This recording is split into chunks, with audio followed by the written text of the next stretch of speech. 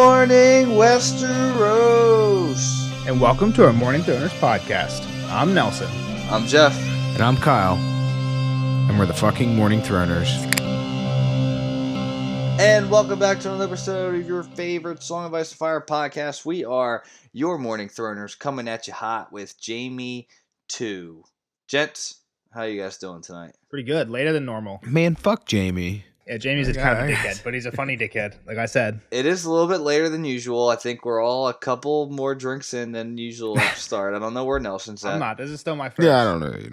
I have a confession to make. The two chapters that I've had to listen to because I didn't have time to read, both Jamie, which is kind of funny because I have some. You said you don't like the guy's Brienne voice. Oh, he talks like this for Brienne. But it was just funny. I was like, damn. Kyle, what are your thoughts? Fuck Jamie. You came in hot. Yeah, that's pretty much where it comes down to, right? I don't know. It's kind of an interesting dynamic. I don't want to say that I like it because I really don't. It's kind of tough to read still. I mean, he's obviously just doing it to push her buttons, but at the same time, like, he's a huge prick. For sure. I think and you kind of see at the end, he's trying to push her buttons so that he can make his move, right? Like, get close enough that he can fight her. Yeah, for sure, yeah. So, is he really... I mean, I kind of think he's that way anyway. Like, he's just an antagonizing personality. Well, exactly, and he's been the best, or this lauded dude his whole life, pretty much. Like, he's... Yeah. Everybody else is nobody compared to him, in his own mind as well. So... It's just like I said, he's abrasive. I mean, and that's just kind of the character as well. So yeah, I think the best part of the chapter is the history stuff, right? So that's what I was gonna say. We do get a cool side of finding out a lot of the things that kind of Ned was wondering, and like we'd heard people kind of questioning these things. The biggest bomb to me, at least, was ill and pain. We got the why his tongue came out, right? Yeah. So like that part was really I like that part. It was a good history dump, and it was like a lot of stuff that we cared about. Yeah, to go over like the short version of like the recap of the chapter, basically they get off the river, get onto land, and then short argument between Brienne and Jamie, and then Jamie has a lot of history thinking and dreaming. All right, that's pretty much the short version. That's pretty much it, yeah. They stop at an inn and don't learn a whole lot, but they have a conversation with mostly the guy who took it over. Well, they learn a lot about each other as well, right? Like, that's kind of dumb. Yeah, exactly. Like, that's like their dynamic changes a little there. Like, yeah, Jamie, I think, gets some respect for Brienne a little bit. He's like, dang, she's not just like a dumb idiot. Like, she's actually, she caught a lot of stuff, and more than Cleos at least. Yeah, she can handle herself. I mean, this is the second chapter. The first one she did a dope ass trick off the mountain to ran up the island ship and pushed a rock off. Yeah. Now she's kind of seeing through a plan of them getting. I mean, probably captured and sending the horses right back up the trail. And, that's what at least Jamie assumes. All right, so let's get into it. So I kind of took some shit notes at the beginning, but they come upon the crossing, right? They get out of off the river. They see this crossing. There's no lights on. There's no real signs of anybody being there, right? Yep. Cleos is like, oh, they have pretty good ale there. I've been. Yada yada yada. They decide to walk up to it. Yeah, Cleos was here on the way up, right? Yeah. And was it this one or was that the last? Because they stopped at an inn last chapter, right? But Cleos was at that one too. Was Cleos at this one? Where the people were hanging. Yeah, I think Cleos is into that one. He might. I'm sure they stopped at most on the way up. Yeah. If you would think. But yeah, so there, and this inn is like kind of special. Well, not special, but like they notice a sign and we get like a little history lesson here, right? Well, like Cleo said, he stopped here, but he didn't realize this was this place already. He tried their ale. I know he tried. He said they made a good ale. Oh yeah, you're right. He said the inn was still open when I last passed this way. They brewed a fine ale. Perhaps there's still some to be had. And then later he's like, "Oh, this is the inn of the kneeling man." Like, he sounds surprised. I guess it's like, yeah. Well, who do they tell the story to? I guess. Your point is they all know it already? Well, Jamie kind of tells him. Because Jamie, he sees a sign, Jamie laughs and says, like, could we have picked a better place? And Brienne asks, like, oh, wait, is there something special about this place? And then Cleos is the one that explains the story, So, I guess Cleos knows the story because he's been here before. That'll make sense. Yeah, so on the sign there's a kneeling man, and it's the story told of Torrhen Stark coming down from the north to meet Aegon the Conqueror right after the battle of what's the Field of Fire? Flaming Field of Fire. and instead of fighting, when they see the dragons, he kneels. Yeah. So we heard about this Field of Fire battle in a different chapter. Kyle, do you remember? Pretty recently. I mean, was it Dany? It was Sansa. Sansa? She was talking to Lady Olenna. Lady Olenna explains that the Tyrells are kind of like upjumped. They weren't even kings before Aegon came. Aegon killed the king that was of that, like... Of the Reach? He killed the king of the Reach on the Field of Fire. Okay. And that's how they became the new king. Because they were like, okay, yeah, we'll kneel. And because they were like the first secondary lords to kneel, that's kind of how they became the new highest lords of that area. But yeah, this goes back to like, oh yeah, Aegon fucked up some kings on the Field of Fire. That matches up with what we, again, nothing crazy, but stories match up. So basically right after that happened, I guess the Starks were coming down to join the fray, but on the way down, get news what happened. He's like, all right, good. No, yeah. I'm not trying to give it over to the Manderleys or whatever. Yeah. We'll bend the knee. All right, so I think Jamie was just like, all right, we're going in. Or I want to sleep here. Let's see who's home. Yeah. Shoulders in, boom, crossbow pointed at his face. And it's this boy there who he's kind of like, it's a pretty witty back and forth. Like, Jamie doesn't even care, right? Or lion, fish, or wolf is what the boy says. And Jamie's like, we were hoping for Capon. Yeah. Great start to the combo. And then he's like, sure, you can shoot me, but I mean, she'll fuck you up before you can even get a wound or whatever. Yeah. But he's like, why is he in shackles? And he's like, because I killed too many crossbowmen. Crossbowmen. Yeah, exactly. He's like, is there any ale? And he's like, yeah, if you take your sword belt off, maybe we'll see it. Yeah, so Cleos and Brienne they take their sword belts off, and he's like, I think it's still just the crossbow kid at this point. He's like looking out the window, sees the Tully sail. He's like, what the heck? What's going up? What's on? You guys are from River Run. And this is when I think Guy comes upstairs. He comes up, he has a butcher's cleaver, and he's like, we got enough meat for 3. It was an old tough horse, but it's fresh at least. The meat's still good. Any bread? Yeah, but it's stale. And Jamie laughs, and he's like, well, there's an honest innkeep. They all serve you that kind of bullshit food, but but they don't tell you. So we learned that this innkeep isn't actually an innkeep. They just kind of taken over an empty innkeep, and he says it's empty, and the prior and the women were buried out back. Yeah. So like, did you kill him? Yeah, he didn't really say, and who knows, right? Would I tell you if I did? But he says no. It's probably lions or something else. He's like, it's just danger spots, basically, is what he's saying. Who knows what happened? Kyle, do you believe that? I don't know. I mean, like, if he really is with a band of ruffians, right? Like, who's to stop him from doing that? I didn't really remember the details of the end, so like I'm just like, oh shit, like yeah, they died, but I think I don't even know the answer. I think they killed them, and it's their trap now, right? It seems like it's their. Yeah, but at the same time, like, I mean, there is enough stuff going on. I know I was the one that posited the other way, but like, I mean, I could see both being very true. And again, and we don't know exactly how much of what he says is true, but if he did just take in like this kid, like maybe he's not like an absolutely horrible person. I don't think it just took in this kid. I think it's like this kid joined the bandit group, right? Sure, but there's a women. Yeah, I mean, do women run with bandits? I don't know. I mean, yeah, but if you're taking in, I think that the type of person that takes in a 15-year-old kid who lost his mom, and they say that the kid lost his mom from the Bloody Mummers. Right. Bloody Mummers killed his mom. We know who that is. Those aren't some good people. Those are all the crazy people Arya was cooped up with at Harrenhal. So like, and they took this kid in after that. It makes me think they're not horrible people. Maybe that's just me being too. I mean, you just grow your bandit group. What are you talking about? Like they're making more criminals, and you're saying they're good people. Is that really the argument you're saying right now? They didn't do anything criminals yet. I mean, they're suspected of criminal activity. Less bad than the Bloody Mummers is what Nelson's going for. So I mean, and like he's like, oh yeah, my wife, yeah, she's out, you know, yeah, like there's no lady around, right? Yeah, like so he's just making another criminal. I disagree with what you're saying. Okay, right, that's fair. So they pay him some silver for a meal, and the cook starts cooking up some onions and horse steaks, and then some stale oatcakes, and they start sitting down and they begin to talk, right? Yep. And he's taken interest in where they're headed, like what. I don't think he really cares about why, but he asked where they're from first. He knew from River Run, but he asked for news. They're like, Hoster's not looking great. Which I can't believe they just told him that, right? Well, they didn't tell him the most important news from River Run, which is that Jaime Lannister just escaped. They withheld that news, which was smart of them. I mean, I guess, table, but like Hoster being this bad was like kind of hush hush even in River Run. My thought for this wasn't so much on that. It was, I wonder if, and I doubt it, because like you would think that if Jaime escaped, the news of him escaping hasn't quite got as far as he has yet. But what if the news of him escaping had gotten here? And when they say, it's kind of like the trick that Mance did on Jon, where he's like, hey, how'd you know where we were? And then Tormund's like, oh, we're Craster. He's like, I knew it was Craster. I wanted to see if they'd tell the truth.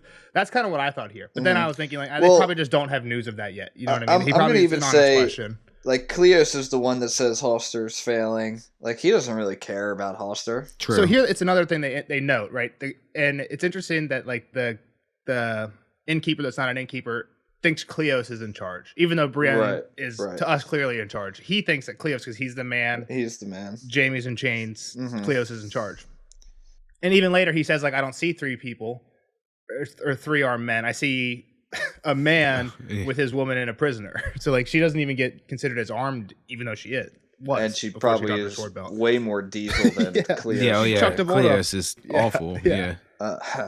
So he's like, where are you guys headed? And he's like, we're going to King's Landing. And the man got some stale news there. Or, again, I haven't figured out the timeline. Well, he says, don't go down the King's Road. He says, it's getting worse and worse. Wolves and lions, everybody's like killing everything. There's roaming bandits that have like really no allegiance, kind of doing the same, coming and cleaning everybody up. Before that, though, he says that Stannis is outside King's Landing with 100,000 men and a magic sword. And Jaime gets pissed, like, grabs his chains. He thinks, I know where I'm going to stick his magic sword. But, like, either stale news, this guy's given false news, like old news on purpose, or, again, I just haven't figured out the timelines completely. Yeah. All I got is a half moon out. I mean, he's also not, like, a connected dude, right? Like, people aren't sending this dude he's the not mail. Like, there's, like, River Run, exactly. Yeah, which is probably the latest he's heard. He does hear some newish news that there were ships up the river that crashed, right? Yeah. So he says, King's Road's not good, like Kyle said. But then the other thing he says is, you guys don't want to be going by river anyway. Well, like you said, Jeff, earlier, he's interested in where they're going. She's like, what path are you planning on taking? And what'd she say? She plans to go by Duskendale. Is that the Maiden's Pool? That's part of it. Rosby. Yeah, I was listening, so I didn't catch all the notes. I know they want to end up on a track towards Maiden's Pool and going through there. So so we're putting on the map right now. Follow the trident to the sea. We'll find the mounts at Maidenpool. Yep. We'll find mounts at Maidenpool and ride by the way of Duskendale and Rosby. That should keep us well away from the worst of the fight. Exactly. So go down to the coast, and then from there they'll go on land straight south to Duskendale, and then Duskendale straight shot right through Rosby to King's Landing. So you see that path they're taking. I mean, it makes sense, kind of like a big like C from the end. What's interesting is the end of the Kneeling Man's actually marked on this map, so we know kind of exactly where they are right now. See them right in between River Run and Lord Airways Town. So now, again, we don't know exactly the path they're taking, but they're definitely taking a more direct path, but kind of through the thick of it, right? Like, it's all the thick of it, but, like, you're on land through the thick of it now. But, at least you're not near, like, anything major. All right, but, that's where they're at. They got a long way to go, huh? They're not close. They're actually further than they were when they left River Run. They're further now. Obviously. What do you mean, obviously? You'd think they'd be closer. Travel. Oh, they're further from King's... I got you. I thought you meant further along. Yeah, they should have went past Acorn Hall. They're stupid. Everybody knows to go to Acorn Hall.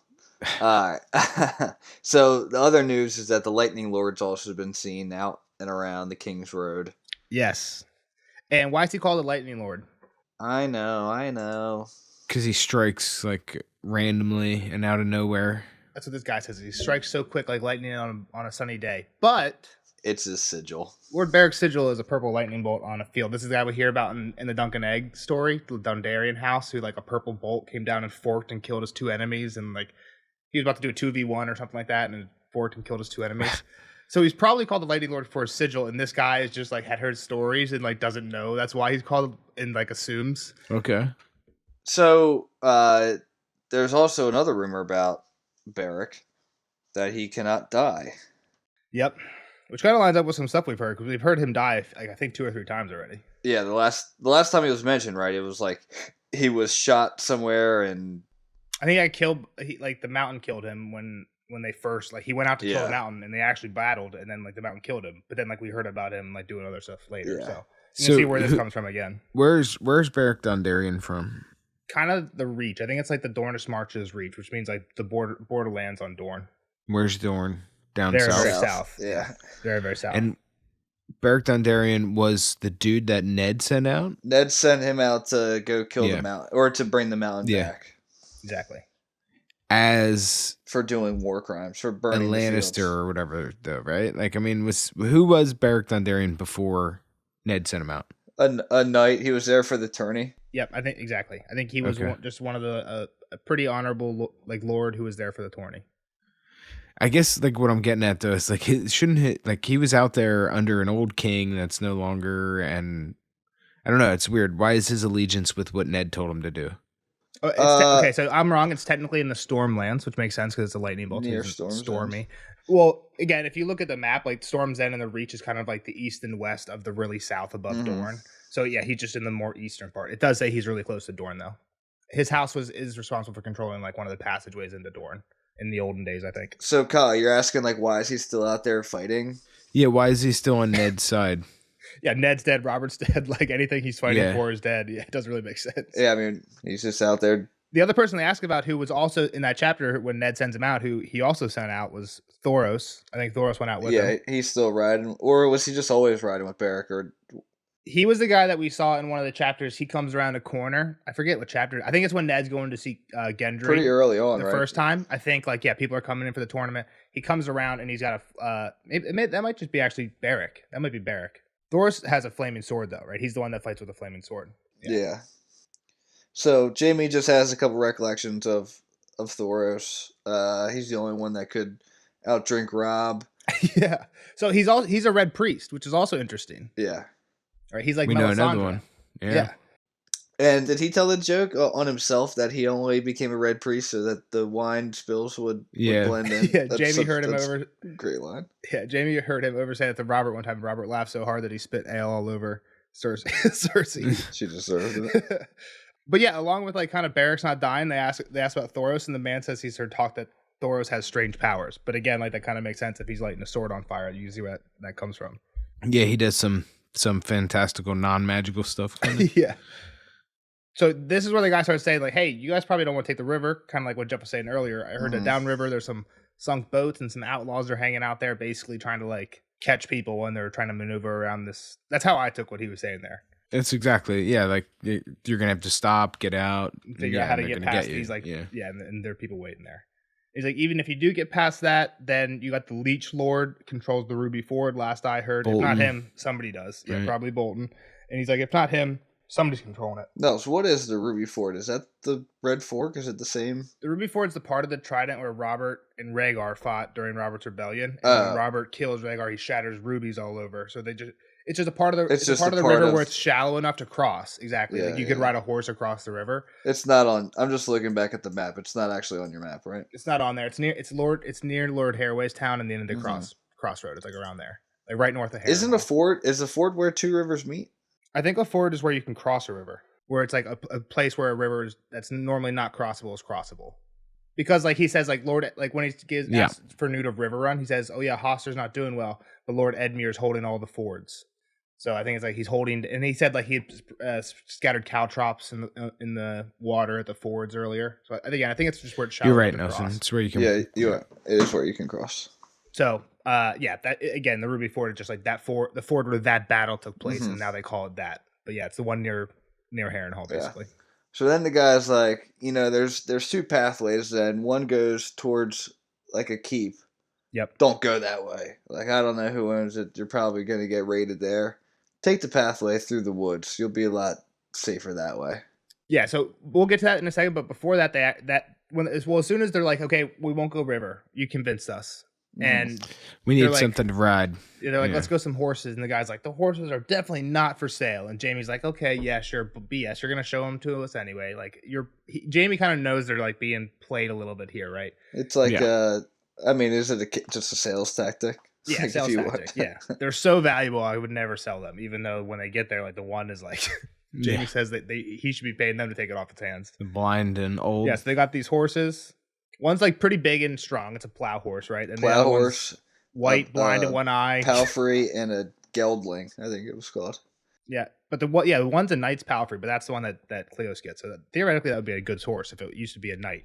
Jamie doesn't recognize the pink and black checkers of whoever had this horse before, but he recognized the blood stains. He's like, well, whoever it was, they're not going to be coming back for him. So he's like, how'd you get him? Brienne asks how they get him. He's like, oh, the plow horse was here when we took over the inn. The white one just wandered up, and the boy caught the palfrey like running through a field. Which, like, I kind of at your guys' point, like, yeah, this, like, it's such a crazy. I guess in a war torn, you might have like some horses running free, but like, yeah, it just doesn't really make sense. Like, horses are valuable as shit, and just have like, it's like cars. It's like, how'd you get these 3 cars? It's like, oh, they just kind of like rolled into my parking lot. They just happened to walk into town. All the doors were unlocked with the keys in it, so we decided to take them. Yeah. Pretty much, yeah. Brienne offers 3 dragons for him. There's also something about the stables. They're full of shit. Yeah, they stink really bad. No stable boys. Flies everywhere. Well, and Jamie's obviously like trying to say like, yeah, this is all, he's full of shit. This is all bullshit. Yeah, exactly. Like, don't pay him what he wants. Well, later, also what he says about the horse shit is when he's happy that Brienne took the right path, he's like, because if he does have friends waiting down that, Jamie thinks that he has friends waiting down that road because the stables were so mucky. He's like, that's why the stables were so full of shit, was because there was more than just 3 horses. Lots of horses, yeah. Point. So yeah, so that's the other thing that Jamie is thinking here. But I think you're right too, that he's also just like, yo, this guy's feeding you bullshit when he's saying which path to take. I think you're right on that. So yeah, like Jeff said, basically says go away from the tower, go into the woods. Brienne's like, yeah, sure thing. Thanks for the tip. So they also trade the boat for the horses, and she wants provisions as well. So she gives some silver for whatever food, oatcakes they have. And he's like, all right, but like if you want the bed, like you're going to have to pay some more. She's like, nah, we're going to walk by moonlight. It's going to be bright enough tonight. And Cleos is not happy about that. He's like, are you sure? Looking forward to that bed. And Jamie had said something about like, oh, we could sleep in a bed tonight. I think before they even get that was how he convinced her to pull over. Yeah.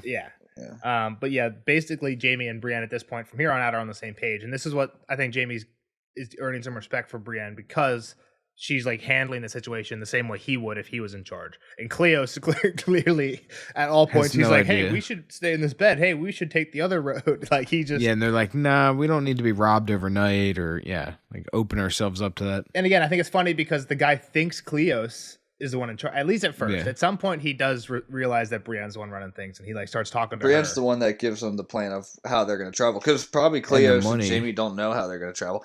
It's also weird, just thinking back, Brienne, because Kyle mentioned like they're being very open tongue.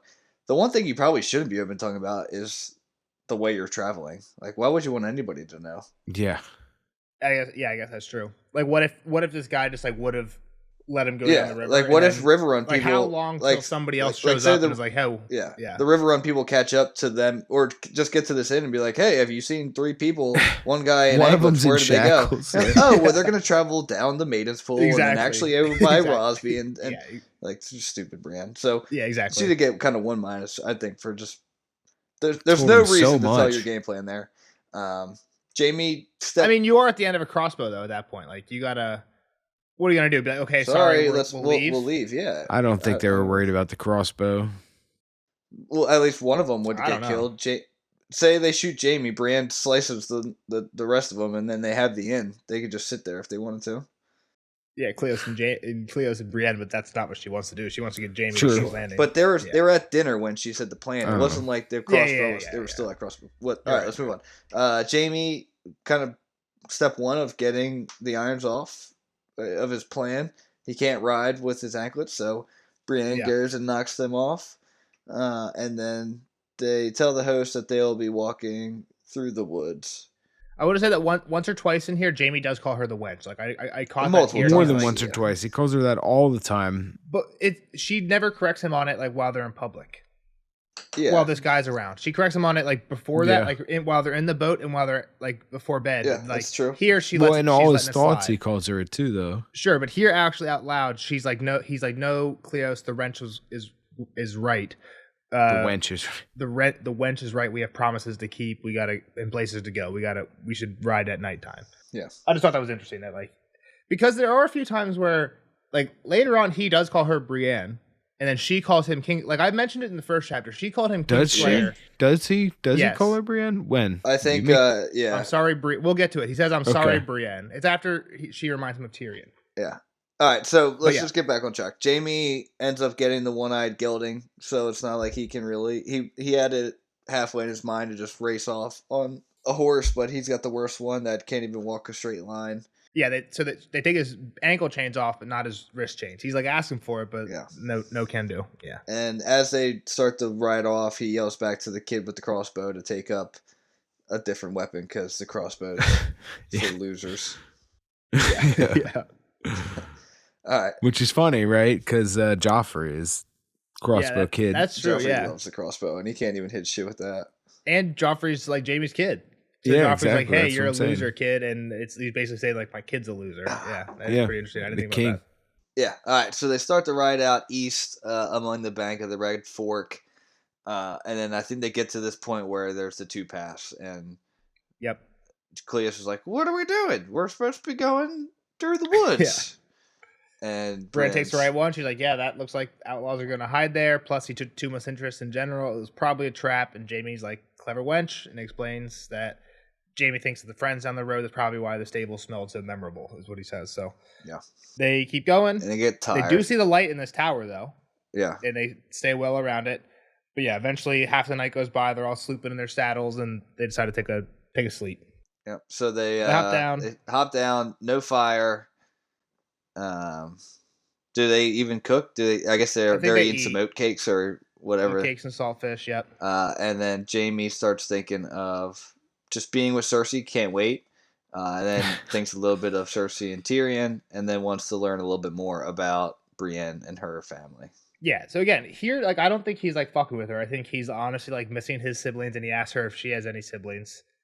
And then, again, he just can't help but being a dickhead. She says, I was an only, and goes to say son. Which is that's weird. It is weird. Yeah. She could have just said only child. She didn't have to say I was only, like, if she was going to say daughter, like, just say child or...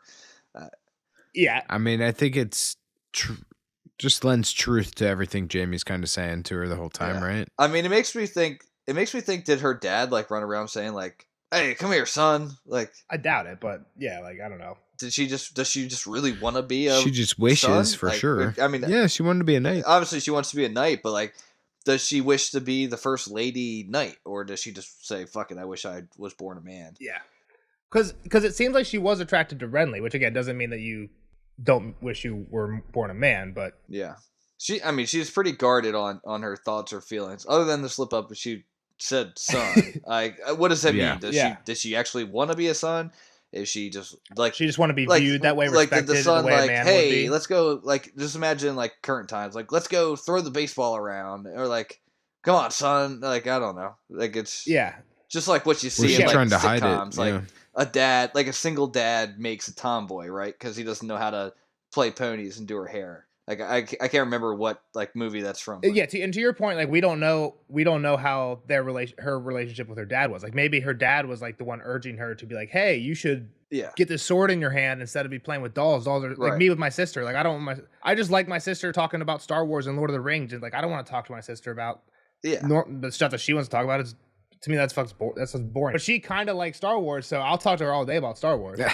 You know what I mean? It's like Little Giants. The dad is mom dies, so it's just a dad who likes football, raises a daughter to like football, and then she wants to be like, spoiler alert, Icebox wants to become a cheerleader. But I mean, it's interesting because I think it's like Icebox continually wanting to be the next Brian Urlacher, and then there you go. That's Brianna Tarth. I'm just saying at this point we don't know enough about Brienne to know what it is. Did she actually want to be born a boy? Like, was it just the situation you're talking about where it was more like we'll have to find nature out. Versus nurture? Yeah, I don't know, man. It sounds like she's pretty upset that she doesn't get the privileges of manhood. I would agree with that for sure. I think the argument is, does she want to continue to be a woman and fight for those same rights as a woman, or does she just say, fuck it, I wish I just was a man? And exactly. I wish I had the same rights versus I wish I was a man. Those are two different things. But I think it's at this point we don't know, and it's probably a little bit of both for Brienne. That's how I see it, at least. But basically when she says this, Jaime laughs. Jaime laughs at her for realizing she's going to say son. And he's like, well, you would make a weird sort of daughter for sure. And she basically is just done with that. Turns off, clenches the sword hilt. And this is where he thinks like she reminds me of Tyrion. And again, at first he was asking her a genuine question, like, do you have any siblings? It was just like, I'm such a dickhead, I can't turn that off. And he responded like kind of instinctually with an asshole comment.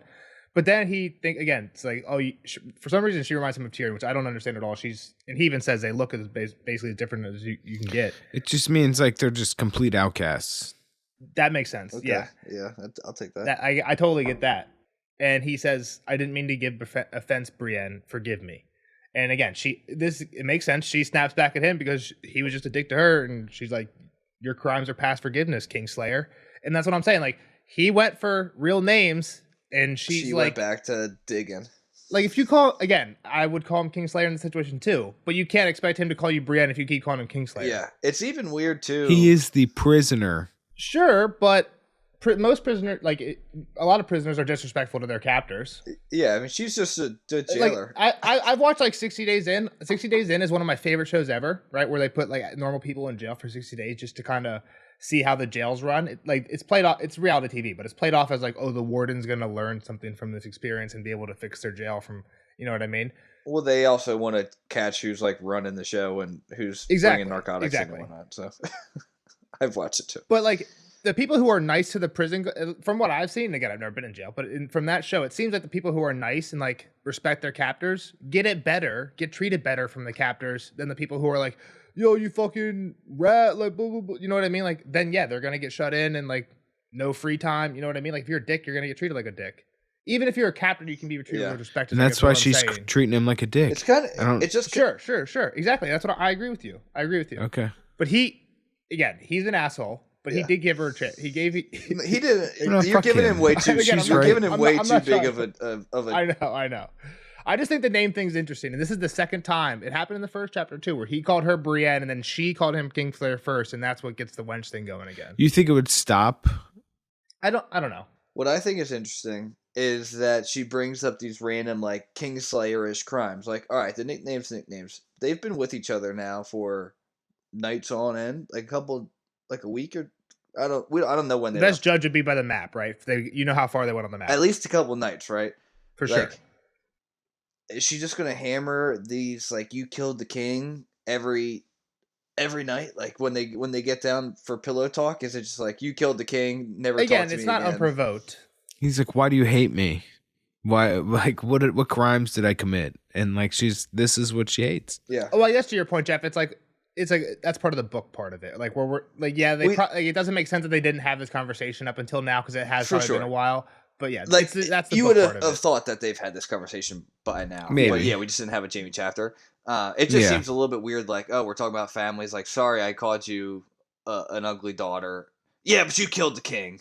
I don't know. She just exactly. I feel you guys are right. I'm giving Jamie too much benefit. He extends a very little olive branch after being a dick for the whole chapter. He extends a little olive branch. He gets shut down. And I agree. I would do the exact same thing. I'm just saying. Yeah. There is a little bit of light shining through. He feels a little bit of connection every once in a while. Sure. He just felt bad. Maybe hurt her feelings. A little bit of empathy. The Tyrion thing. How, and I think that makes a ton of sense. That he's wow, damn, this girl's got everybody just hates this girl, and everyone treats. She just doesn't fit in anywhere. And what do we know about Tyrion? Tyrion always thinks to himself that Jamie was the only person that ever was ever nice to me. And again, we don't think Jamie is a nice guy, but Tyrion, everyone's addicted to Tyrion, and we actually like Tyrion. Yeah. You love Tyrion. I love Tyrion. Yeah. All right. Let's keep going. So, Jamie, he's like, "What did I do?" And she's like, "You hurt people, and you killed the one person you were supposed to protect." And he's like, "Yeah, but you don't." He's basically saying you don't understand what was happening. Don't judge what you don't know. Yeah, exactly. And we find a little bit more about his point of view in his dream, but we get a history lesson of. She asks him, "Why did you even take the oath?" And this is all thought, right? Yeah. Why take the cloak if you just meant to betray all it stood for? And he's like, what could I say that she could understand? And what he tries to say is, I was 15 and it was a great honor. That's why I took it. Right. And she's like, that's a bullshit answer, and I know it. And he's like, fuck, that's right. And he's like, and he thinks to himself, and this is where we get the history lesson of the truth. You would not like the truth of I was trying to get close to bang my daughter or sister. Yeah. Yeah, exactly. So yeah, that's the long short of it. So So the deal was when Cersei was 12, which means that he was also 12 because they're twins. She was brought to court with Tywin because he was the hand to Aerys. And Jaime thinks that the intention there was Tywin was trying to get some like plot to marry her into the royal family. Either Viserys when he got old enough. Get her close to somebody. Imagine that couple. Oh, right? We know Cersei. We know Viserys. Imagine if that would have actually happened. That would have been the worst couple ever. Probably for sure. Or if he was, Jaime thinks that he was also potentially banking on Rhaegar's wife to die in childbirth because she wasn't the healthiest. Yeah. So that was the plan. Jaime, we learn about his past. He was a squire to Lord Sumner Craighall for 4 years while that was going on. He earned his knighthood fighting the Kingswood Brotherhood. And he had stopped on King's Landing on the way basically back from that. The Kingswood is the wood where Tyrion sent all his people out to go fuck with Stannis, basically where Stannis was camped. Yeah. Exactly, south of King's Landing. So right after, I guess, he helped put down this like rebellion of the Kingswood Brotherhood, he stops in King's Landing and basically to see Cersei. And Cersei tells him, yo, you're about to be married. Yeah. Who's he getting married to? Lysa Tully. Talking about like potential couples. Yeah. Would she have been as crazy? I don't know if she would have been as crazy. I don't know. I don't know when that started. Because Kat doesn't seem to say that she was crazy as a child, right? I'm thinking marrying a dude who's older than your dad probably didn't help her mental health. Yeah, for sure. Yeah. We know she had a lot of miscarriages too, right? Which also probably didn't help her mental health. But maybe those miscarriages happened with Jaime, like who knows? But yeah. It seemed like from Kat's memory, Lysa was a pretty like fun, loving, run around type kid, had fun with her and Peter. Yeah, chill. Yeah, exactly. She seems to like. I think in the Cat chapter, like she's surprised, and I think even like when she gets to the Bloody Gate, and at the time when she gets to the Bloody Gate, her uncle's there. Yeah, Brendan Blackfish, and he's like, "You're not gonna know. Like your sister who's up in that tower is not the sister that you met when you. I think they last saw. Yeah, she's going off the deep end even further. Yeah. So, which even points to she was. Yeah, normal, normal, right? Air quotes, whatever that means. At some point. So Cersei tells him that an old Kingsguard just died, or he's about to die. Like, did she just died? He just died. So the sleeping lion. Sigil was the sleeping lion, and she's like, Aerys would not love nothing more to replace this old Kingsguard who just died in his sleep. Whose sigil was a sleeping lion with a young roaring lion who's just like gone off, proved himself. Yeah, I don't know if he says it here. I think he says later. He won a tournament at 13. He was 15 when all this happened. He basically, says it later on. He says later on would just maybe we can skip over. He says he earned the title that she'll never have. Well, she says you were given it. He's like, I wasn't given anything. It's like, okay, first off, I wasn't given anything. I earned that. Like I deserve it. Sorry, you can earn it. Which kind of like we're learning here. Like he probably didn't earn. He probably had a little bit of a title, but. He earned his knighthood, but he didn't earn his Kingsguard hood. Here's the thing: he weaseled his way into the Kingsguard with his plot through Cersei. Yeah, but if you're gonna draft a Kingsguard man and it's a position for life, and you can see that Jaime's on a path to be really good, like, he's probably a good you might want to sign that rookie to a long-term deal. Sure, but Cersei seems to have had some influence, and again, at that point she's the Hand's daughter and a 12-year-old girl, right? It's pretty much like Sansa saying if Sansa had a twin, like when she was in King's Landing with Ned, like, oh, don't worry, I'll get it taken care of. Like, what is Sansa gonna do? Yeah, what does Sansa do? Like, Aerys is the king. It happens. Yeah, like it does happen, but Aerys is the king. You know what I mean? But like, what I'm saying is, how much influence does a 12-year-old girl really have? Cersei's not walking into the council chamber and be like, "Hey, pick my brother here, and I'll throw you a golden dragon." And again, I guess against my point, she might be 16 because Jaime says that he was squire for 4 years. Yeah, so she might be 16, but even at that point, what is a 16-year-old? Well, let's say 15 because he knows. He says he gets knighted at 15, right? Or yeah, Jaime was 15 when that happened. Yeah, sure, whatever. 15. Yeah, that happened probably when Jaime. Well, she's probably been scheming forever. You know, Cersei. Yeah. Sure. Again, I'm not saying she has no power, but I'm just saying, imagine Sansa. Like Sansa's not making plays like Cersei was at least. But I'm gonna say they have. She'd also been there for 3 years. Sansa had only been there for a few months, right? Sansa would probably learn some shit if she would have been hanging out there more. I found it interesting too, and maybe I misconstrued it because I was listening. But Jaime kind of considers like, all right, I guess Castle Rock's not that bad. Like I'll be. Well, yeah. So basically, Jaime's first thing is he's like, Tywin well, I can't do that because of. Well, yeah, you're right. Well, the first thing is Tywin would never allow it. Yeah. Which we kind of learned in that Tyrion chapter. Tywin is like just gonna figure it out anyway. Yeah, he doesn't care. Yeah, it's still his. Yeah. Anyway. But yeah, you can imagine that Tywin probably wasn't very happy when this first happened. You know what I mean? Yeah. Like, yeah, if it came out of nowhere. And what Kyle said earlier is he couldn't. You can explain this one, Kyle.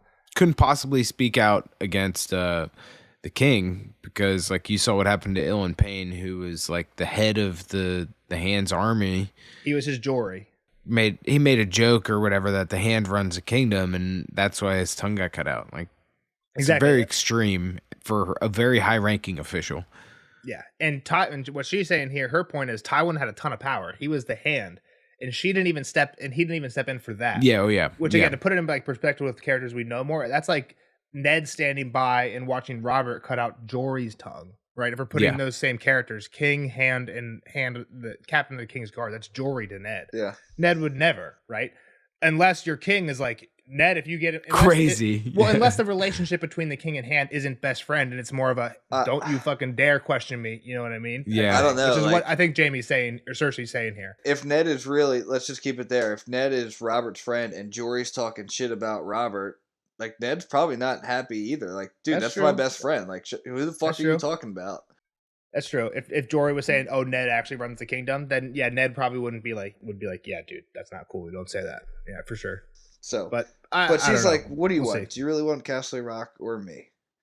And he's like, "All right, you're right." So then he explains how Cersei convinces him, which basically they bang all night. They bang all night. They go to some tavern on Eel Alley where Cersei shows up dressed as a serving lady, which somehow turned him on more. And basically, anytime Jamie tried to fall asleep, she would wake him up and go like round 2, round 3, round 4. And in the morning, he says Castle Rock didn't seem that important. Which I mean, that's his sister, right? Yeah, you gotta keep that in. It's his sister for sure. Like, even as a 12-year-old, Cersei was just like manipulative. Like, you know what I mean? This is 16, but yeah. Yeah, that's a lot better to think about as 16-year-olds. All right, so it happens. He gets knighted to the King's Guard, and then she gets sent away. Yeah, so he says that the plan worked exactly as planned, except everything backfired, and the only thing that worked was he became the King's Guard because, like you said, Cersei, Tywin left, right? Tywin was pissed, and it seems like he made up some reason to leave. Like he says like some minor scruple or whatever to quit the handship. Yeah, and when he did, he took Cersei with him. Yeah, he just pieced out and broke their plan up anyway. So it seems like he was trying to keep them separate all along, to me at least. Like, he knew about what was happening.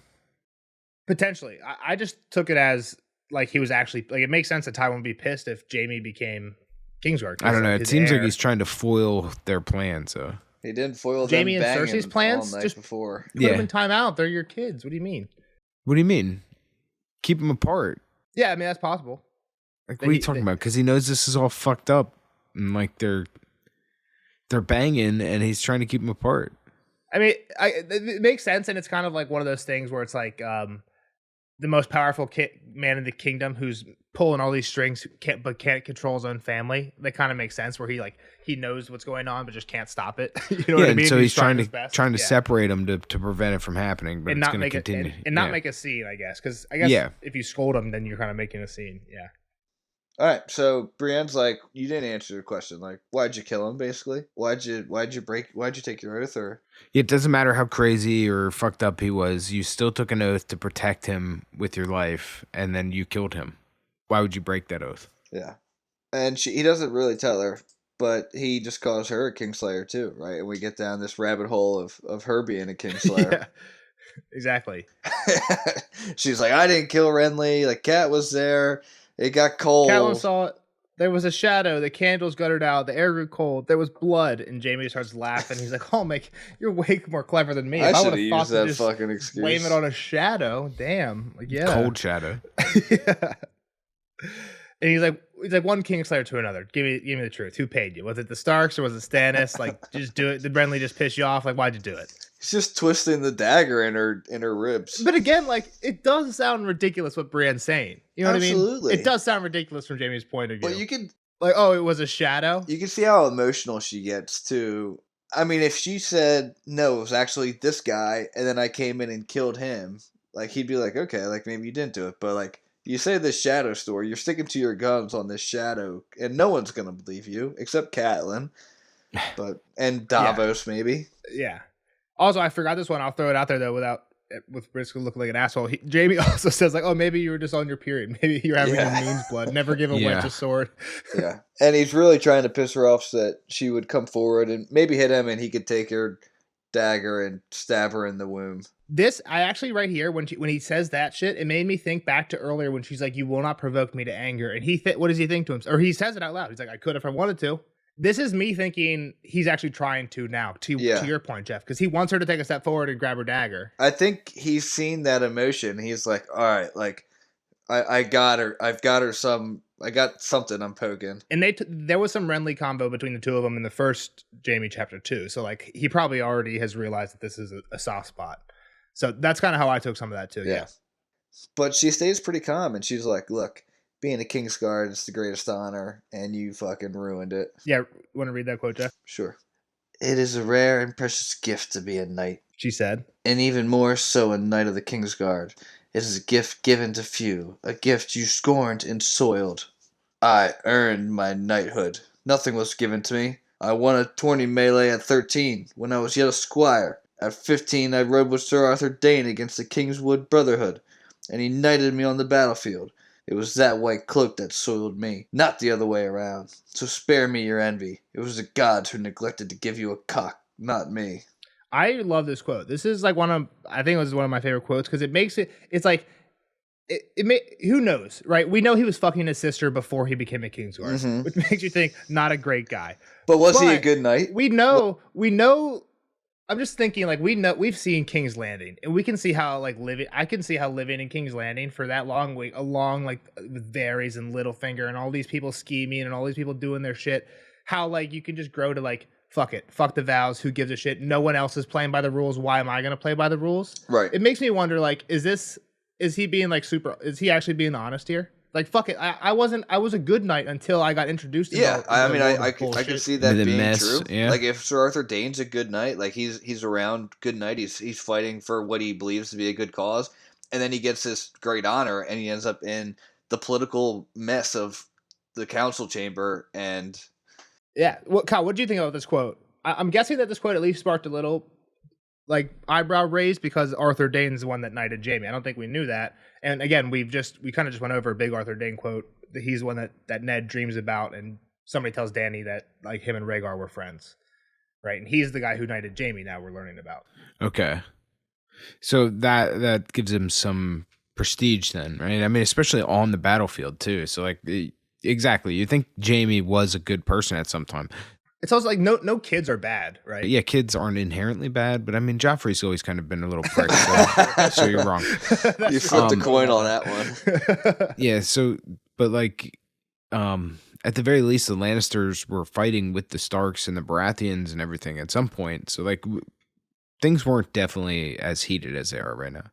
Yeah. So, I mean, maybe he wasn't quite as big a piece of shit until, like he said. Yeah. Yeah, so basically, when he says this, because he ends that with the gods neglected to give you a cock, not me, saying like it's not like I can tell why you're pissed off and it's not my fault. Like, get off my back. She gives him a look of loathing, and he thinks that she would like fuck him up if it wasn't for her stupid vow. And he just rolls over and hopes to dream of Cersei. But when he closed his eyes, it was Aerys Targaryen he saw, pacing alone in his throne room, picking at his scabbed and bleeding hands. The fool was always cutting himself on the blades and barbs of the Iron Throne. Jamie had slipped through the king's door, clad in his golden armor, sword in hand. The golden armor, not the white, but no one ever remembers that. Would that I had taken off that damned cloak as well. When Aerys saw the blood on his blade, he demanded to know if it was Lord Tywin's. I want him dead, the traitor. I want his head. You'll bring me his head or you'll burn with all the rest. All the traitors. Rosser says they're inside the walls. He's gone to make them a warm welcome. Whose blood? Whose? Rossart's, answered Jamie. Those purple eyes grew huge then, and the royal mouth drooped open in shock. He lost control of his bowels, turned and ran for the Iron Throne.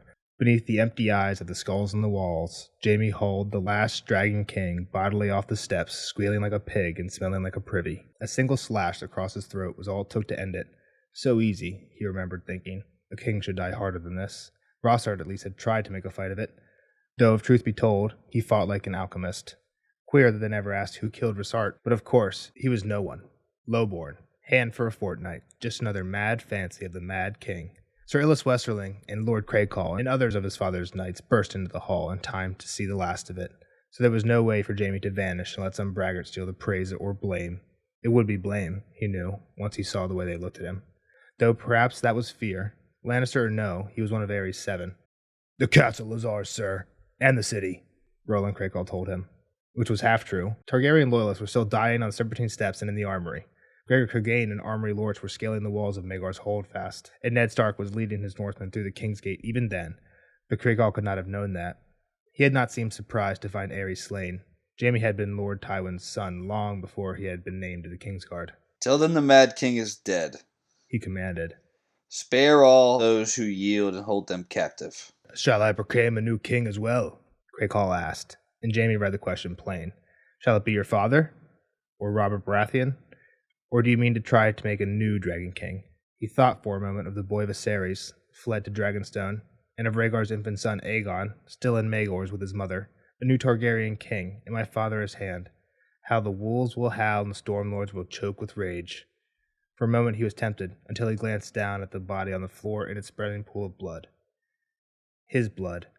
His blood is in both of them, he thought. Proclaim who you bloody well like, he told Craighall. Then he climbed the Iron Throne and seated himself with sword across his knees to see who would come to claim the kingdom. As it happened, it had been Eddard Stark. He had no right to judge me either, Stark. In his dreams, the dead came burning, gowned in swirling green flames. Jaime danced around them with a golden sword, but for every one he struck down, 2 more arose to take his place.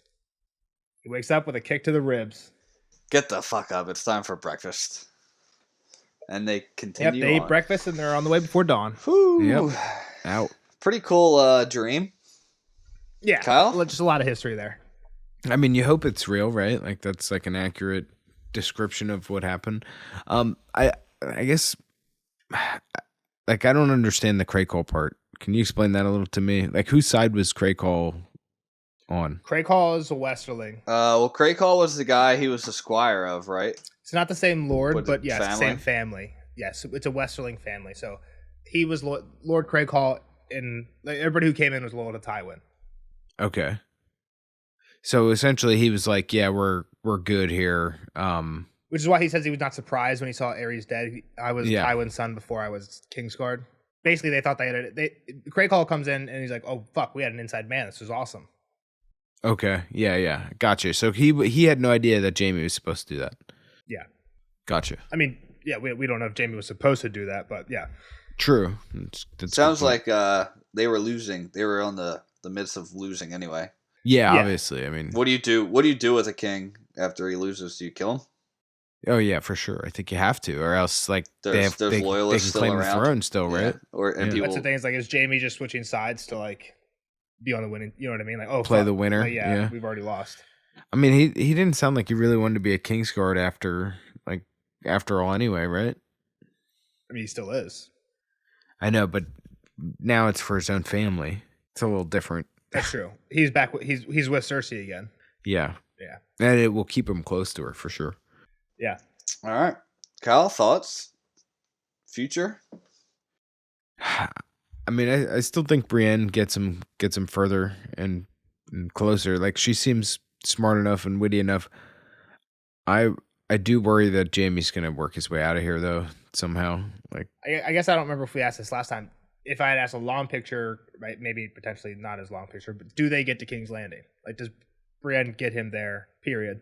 I don't know. I think he's getting closer to getting free somehow, even though she seems smarter than that. I want to give her more credit than that, but I feel like something's gonna happen. He's gonna need a sword or something stupid, or he's gonna find a way to get himself free. All right, cool. If you don't got anything else, we don't got to linger. Yeah. We'll see you in the next one for Tyrion 2. Bye. We'll see the rest of you guys in the spoiler section. Bye, Kyle. All right, later, nerds. Have fun in Jamaica.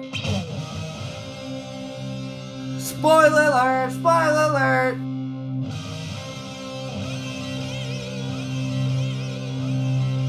Spoiler alert! Spoiler alert! See you later, Kyle. Thanks for hanging out with us. Kyle. Now, on to the spoiler section for Jaime 2. Full disclosure, I fucked up and lost my recording. Nelson's a big old asshole. when I went to edit the spoiler section for Jamie 2, I realized that my recording basically cut off after the first 2 minutes. So called Jeff back in like 2 weeks later, right? We had recorded Jamie like 2 weeks ago at this point. We're so far removed from this chapter, I don't even know who Jamie is. What are we even talking about here? I went back and I listened to Jeff's part of the Jamie chapter though to get a feel for what was fresh on our minds right after the chapter. So I got a little list of things that basically what we were talking about. So I'm sure this will probably be a shorter chapter because it's less fresh in our heads, which is probably good because you know me and I was probably rambling too much anyway. You definitely rambled. I mean, my recording was 27 minutes, which if I remember this chapter, they go to the inn, right? And then there's some go Jamie down. dreams and history stuff though, which is I'm sure where I got draggy, and we'll go over some of it here. But you're right. I bet you we cut about 12 minutes off that minimum. I bet you this is under 15 minutes. If you're doing your workout and you're hoping to like get that last mile in, probably not your podcast. Well, again, non-spoiler. I haven't finished editing it, but it's probably going to be around 50 minutes for the non-spoiler.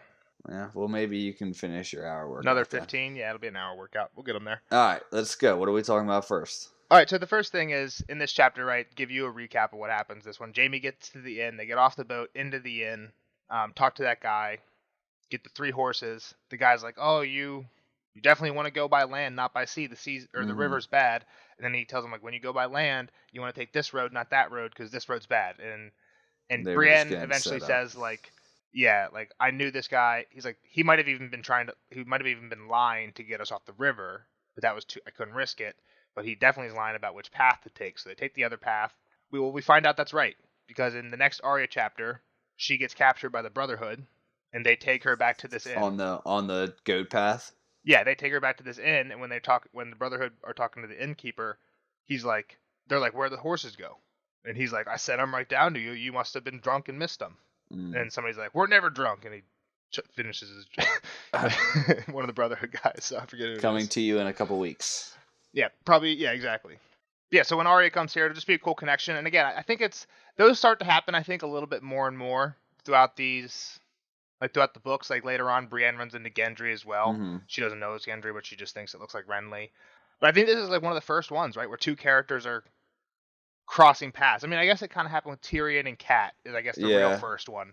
Right, where 2 characters out of nowhere. The end of the crossing. Exactly. So excuse the pun. Well, that's what it's called. Yeah, crossing. I think in the non-spoiler, you might have thought that this was also the end of the crossing. Yeah. But this is the kneeling man. Kneeling man. All right. So the next one, there's a dream at the end that you had, in the spoiler section, you brought up a quote from this Jamie dream at the end.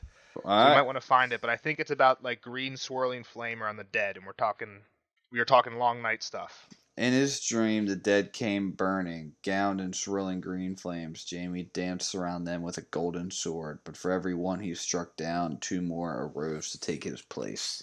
Yeah, so what I think I brought up here was there's another chapter where Jamie, I think it's in a book or 2, maybe it's later in this book, but it might be in the next one, where he takes a nap with his head on a weirwood stump, and I think it's in the moonlight as well, which again, like weird people are sending vision stuff. Who's sending the vision though? Moonlight or weirwood? We'll talk about that later, but what the dream is about is I think it's him and Brienne, and they're both naked in the depths of Casterly Rock, and like shadows are coming at them. And in that one, the shadows aren't flaming, but him and Brienne's swords are flaming.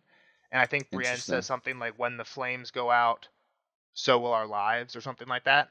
So that's where my head goes to, just because it's like people coming at him, he's fighting. In this one, they're on fire, and the other one, the sword's on fire, but I think you had brought up that this is like long night, like very seemingly like long night. The dead are coming at him, right? Yeah, I mean, just the process, like the dead are coming at him. Like the green flame is weird. Like, do they take wildfire to fight because they didn't do that in the show, right?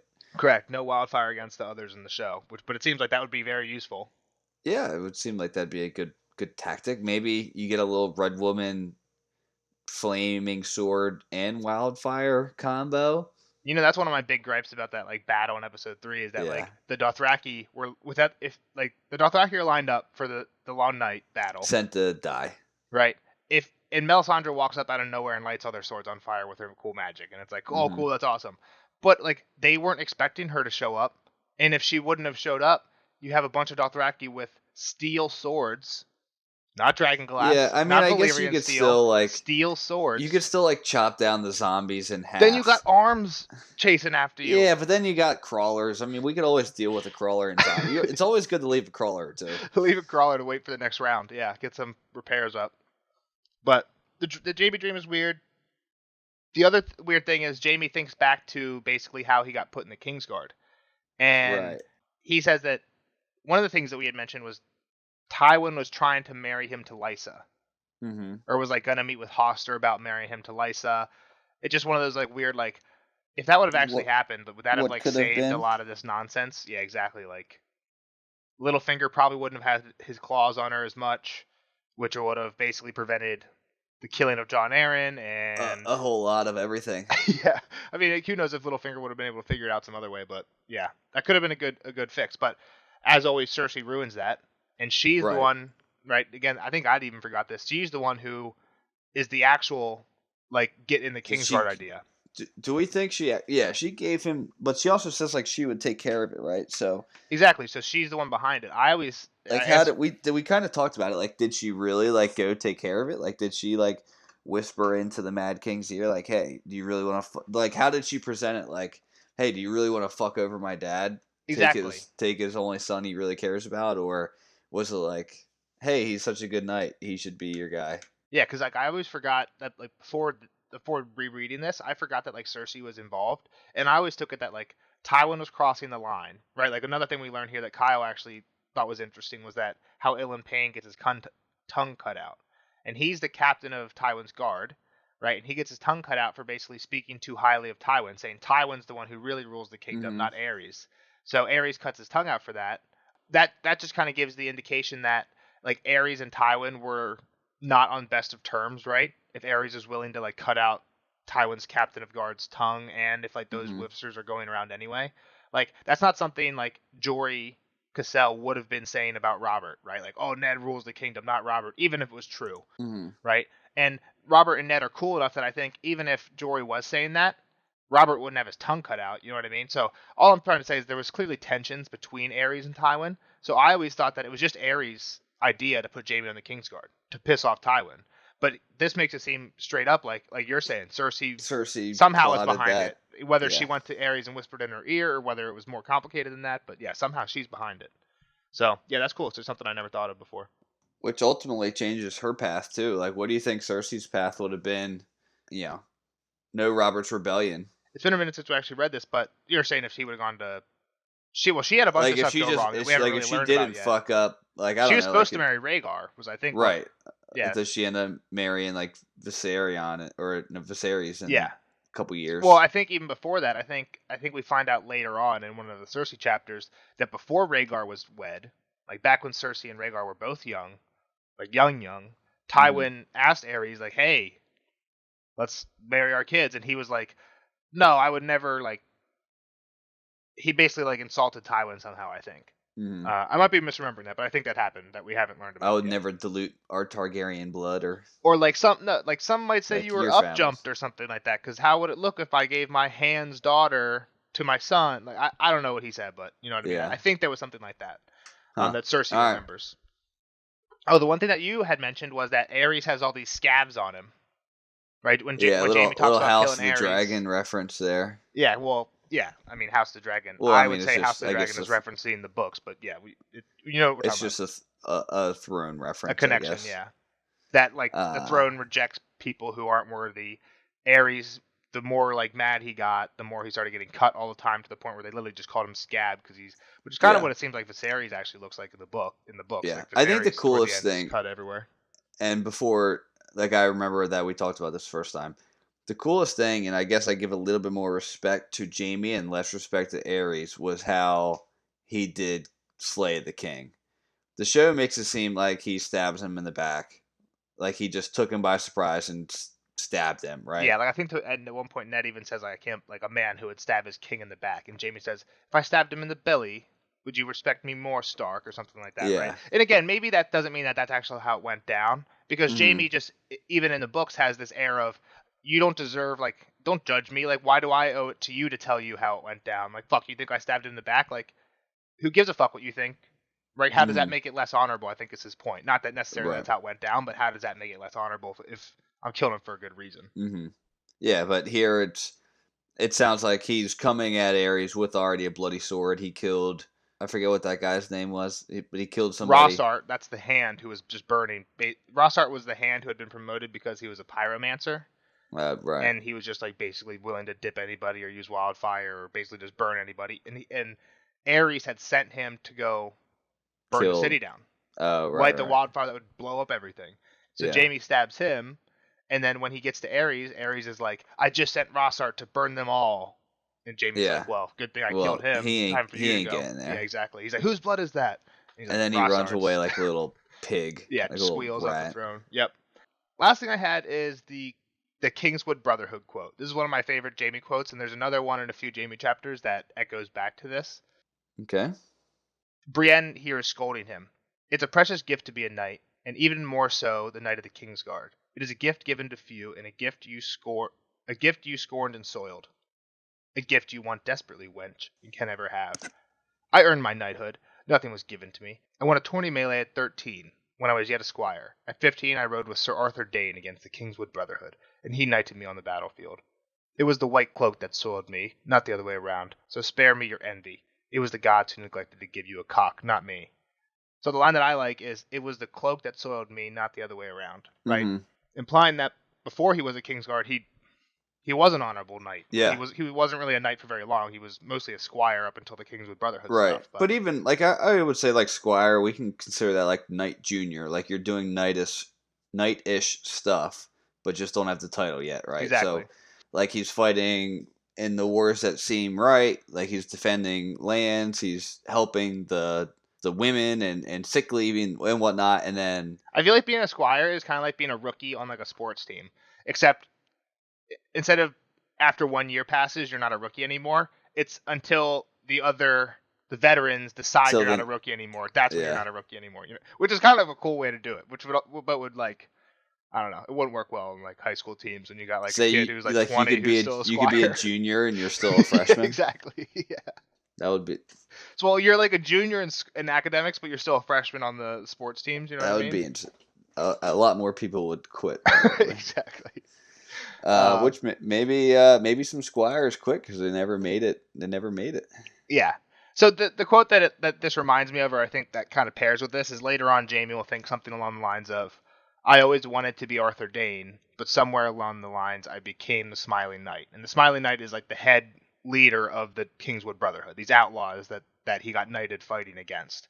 So he thinks, I always wanted to be Arthur, but somewhere along the line I became this like dickhead guy. Who, again, the Smiling Knight was like, they said like half chivalry and half madness. So it's not like he was just cruel. He was like, I kind of see him like a Beric almost, but a little more evil than friendly, where Beric's more friendly than evil. He's still out there hanging people. Yeah. So I think that's all I had. Looks like we covered everything that I had noted from the previous one. All right.